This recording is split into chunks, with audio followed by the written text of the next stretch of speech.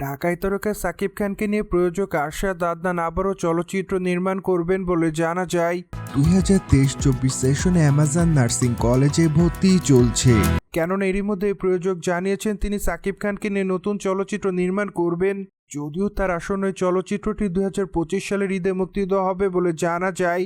তবে তার সেই চলচ্চিত্রের নাম রাখা হয়েছে সাহেব। কিন্তু দুঃখের বিষয় যে চলচ্চিত্রটি কে নির্মাণ করবে সেটি এখনও জানা যায়নি। সেই সাথে চলচ্চিত্রটিতে সাকিব খানের বিপরীতে কে অভিনয় করবে সেটিও জানা যায়নি।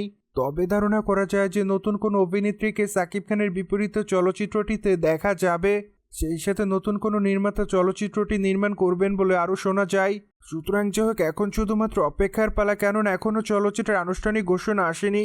তবে ধারণা করা যায় খুবই তাড়াতাড়ি চলচ্চিত্রের আনুষ্ঠানিক ঘোষণা আসবে। মোরওভার ঢাকায় চলচ্চিত্রের আলোচিত এবং দর্শকপ্রিয় একজন তারকা হলেন সাকিব খান।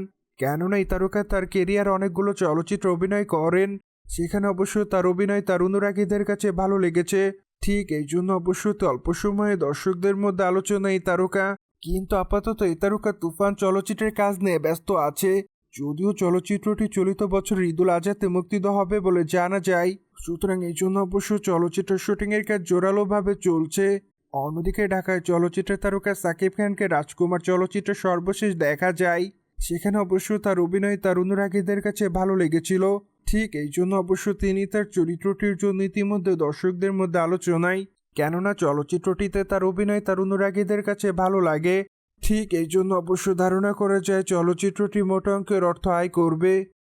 সুতরাং জেনে তো নিলেন, ঢাকায় চলচ্চিত্রের তারকা সাকিব খানকে আগামীতে সাহেব চলচ্চিত্রে অভিনয় করতে দেখা যাবে। মোরওভার এই বিষয়টি নিয়ে কোনো মতামত থাকলে অবশ্যই কমেন্ট বক্সে জানাতে ভুলবেন না। কিন্তু আমাদের চ্যানেলটিকে সাবস্ক্রাইব করে আমাদের সাথেই থাকুন আপকামিং আপডেট জানার জন্য।